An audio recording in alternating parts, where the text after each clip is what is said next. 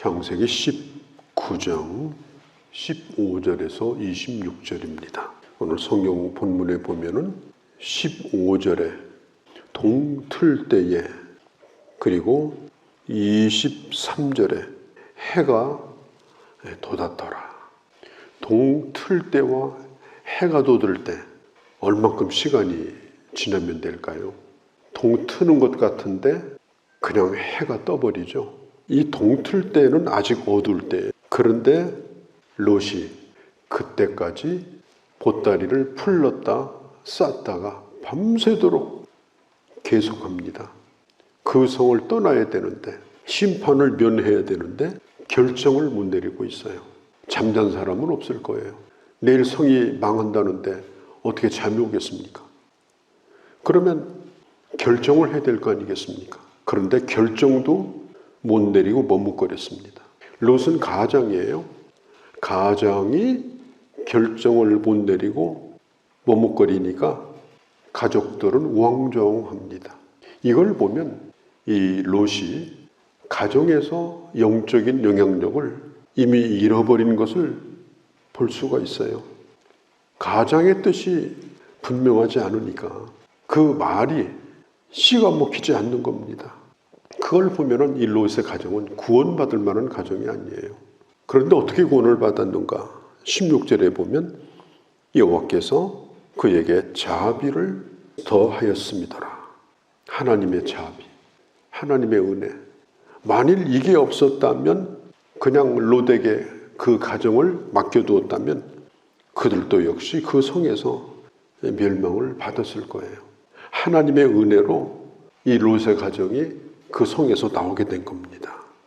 대조적으로 창세기 6장에 보면 이 노아의 가정을 볼 수가 있어요. 노아의 가족들이 하나님의 음성을 들었다는 얘기가 없어요. 노아의 아내도 노아의 자식들도 하나님의 음성을 못 들었습니다. 다만 하나님께서 노아에게만 명령하셨어요. 그리고 노아는 그 말씀을 그대로 자녀들에게 전합니다. 자, 우리 방주 짓자. 그러니까 방주 지었어요. 우리 짐승들 다 데리고 들어가자. 그러니까 데리고 들어갔어요. 우리도 들어가자. 그러니까 다 들어갔어요. 이 모든 명령은 가정인 노아를 통해서 하나님의 뜻이 전달되었고, 그리고 그 가족들이 일사불란하게 순종을 했습니다. 가정에서 이 가장의 영적인 지도력이라고 하는 것은 얼마나 중요하냐. 그 가족들을 죽일 수도 있고 그 가족들을 살릴 수도 있는 거예요. 이 탁월한 영적인 결단력, 그 가족들을 방주로 이끌어내는 그 분명한 그 믿음의 태도, 이런 것들이 중요합니다. 오늘 많은 가정에서 신앙이 1세대에서 다 끝나버려요. 자녀들이 그냥 교회를 다 떠나가고 엉망진창이 되어버립니다. 그야말로 자기 갈 곳으로 다 가버립니다. 얼마나 안타깝고 슬픈 일이에요. 지금 롯이 그런 일을 겪고 있는 겁니다. 아침에 동이 터오는데 벌겋게 그때까지도 결정을 못 내려요. 아버지가 나오라 그러면 나와야 되는데 다 자기 할 말하고 눈치 보고 도저히 안 되게 생겼으니까 두 천사가 이 가족들을 이끌고 나옵니다. 이 천사의 손은 하나님의 강한 손이에요. 도망하여서 생명을 보존하라. 이 문제는요, 뭐 세상에서 잘 먹고 잘 산다, 뭐 건강하다, 뭐 일이 잘 된다, 안 된다, 그런 얘기가 아니에요. 생명을 보존하는 일이에요. 죽느냐 사느냐의 문제입니다. 이것은 아무리 그 부모가 그 자녀를 잘 먹고 잘 살도록 해줘도 죽느냐 사느냐 하는 이 영적인 문제에 대하여 영향력이 떨어지면 그건 가정으로서 가장 치명적인 겁니다. 하나님께서 이 롯의 가정에 딱 한 가지 조건을 달아두셨어요. 그 성을 나올 때 뒤를 돌아보지 말라. 만일 100m를 뛰는 선수가 뒤를 돌아본다면 어떻게 될까요? 끝난 거예요. 신앙생활은 100m 경주와 같습니다. 뒤를 돌아볼 겨를이 없는 거예요. 머뭇거리면 뒤를 돌아봐요. 지금 이 롯의 가정에 주님이 하신 말씀이 뭐냐? 결정되었으면 돌아보지 말고 하나님이 말씀하신 대로 가라.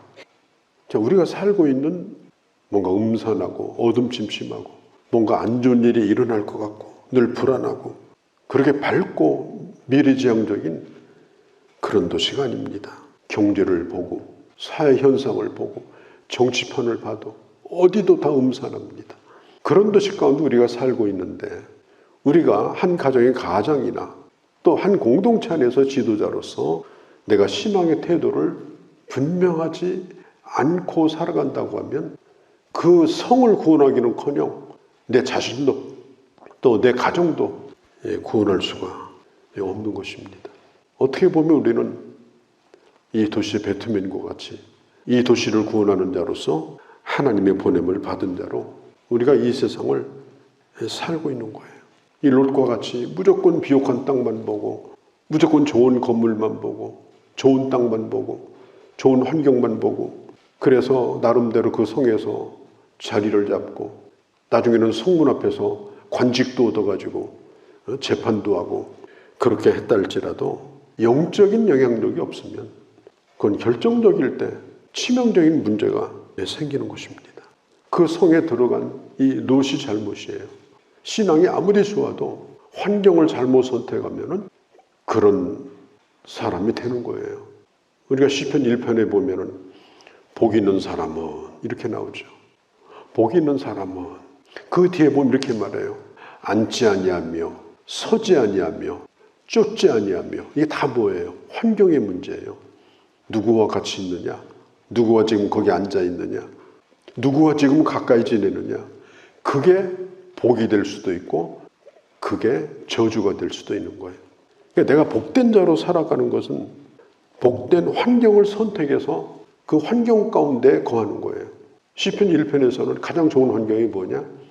주야로 하나님의 말씀을 묵상하고 내 생각을 하나님의 말씀에 붙들어 매고 종일토록 날마다 그 길을 걸어가는 것, 그게 바로 복된 자입니다. 제가 성경을 보니까 이 롯이 그 두 천사를 대접할 때 읽어보니까 무교병을 주었어요. 무교병은 누룩이 들어가지 않은 빵 가운데 제일 맛없는 빵이에요. 롯은 성공한 사람이고 아마 집안에 먹을 것도 많이 있을 거예요. 그런데 그 천사를 대접하는 것이 마른 떡 하나 주었어요. 그가 세상에서 아무리 부유하다 할지라도 그는 가난한 사람이에요. 줄 것도 없는 사람이에요. 가난하다는 것은 줄 것 없는 사람이 가난한 거예요. 아무리 많이 가지고 있어도. 그런데 아브람을 보세요. 아브람은 장막 가운데 있었어요. 장막은 집이 아니에요. 그냥 텐트예요. 그런데 송아지를 잡아가지고 극진히 대접을 했어요. 아브람은 집도 없고 자기 땅도 없는 사람인데 그는 정말 부유한 사람이에요. 이런 생각을 해봐요. 우리나라의 동해안에 석유가 펑펑 터지면 어떻게 할까? 그래서 석유 1리터에 500원. 저 남해안에 막 가스가 솟아올라가지고 가스는 공짜. 이러면 얼마나 좋을까? 물론 그런 자원도 좋죠. 그런 자원이 있다면 얼마나 좋겠어요. 걱정 없죠. 그런데 정말 나라를 살리는 자원은 뭐냐? 땅에 있는 하나님의 사람이에요. 그것도 의인 10명. 소돔 고모라가 그 의인 10명이 없어서 망한 겁니다. 그 땅을 위해서 기도하는 사람이 없었어요. 아무도 없었어요. 자기도 자기 혼자를 주체 못하고 보따리 끌어안고서 밤새도록 고민하던 그나마 노세 가정이 그런 가정이니 그 성이 어떻게 살아납니까? 그래서 망하는 거예요. 그 가정을 위해 기도하는 믿음의 사람, 그 교회를 위해서 기도하는 믿음의 사람, 나라를 위해서 기도하는 믿음의 사람, 이게 있어야 되는 겁니다. 그렇게 해야 그 공동체가 사는 거예요. 이 소돔성의 멸망은 그들의 죄악도 있었지만 의인이 없었기 때문에, 깨어있는 자가 없었기 때문에 결국 이런 비극을 속히 도망하라고 하니까 끝까지 움직이지 않으니까 결국은 천사가 반강제적으로 끌어내가지고 지금 그 가족들을 성 밖으로 데리고 나옵니다. 그들이 나오기 전까지는 심판이 지체되고 있습니다. 왜? 그들을 구원하기로 하나님이 작정하셨기 때문에. 이게 참 중요합니다. 우리도 그렇게 해서 구원받은 거예요. 우리에게 의의가 없어요. 우리에게 하나님 보시기에 아름다운 것이 없습니다. 그런데 하나님께서 이 망할 성 가운데 망하기로 작정된 이 성 가운데서 하나님이 우리를 하나님의 자녀로 구별해 놓으셨고 구원 받은 대로 이미 살게 하셨으니 우리가 해야 될 일이 뭐예요?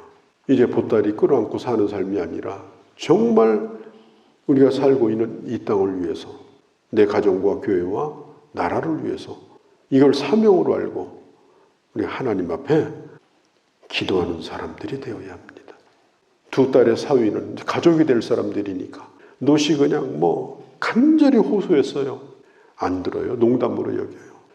이 세상에 소고집 말고집 하지만 가장 고집이 센 게 사람이에요. 그 마음 바꾸는 건요. 죽기 전까지는 안 바꿔요. 얼마나 고집이 센지 사람이. 자기 주장을 끝까지 하는 거예요. 그리고 어떤 얘기를 해도 안 받아들여요. 자기 생각만 하고 살아요. 그게 사람이에요. 오늘 이 딸들의 이 사위들이 그랬습니다. 농담으로 여겼어요. 장인어른 농담하지 마세요. 농담이 아니라는 걸 그들은 마지막에 가서 후회하면서 그걸 깨닫게 되었습니다. 26절에 노대 안에 한 가지 조건이라고 했죠. 뒤돌아보지 말라. 미련 갖지 말라.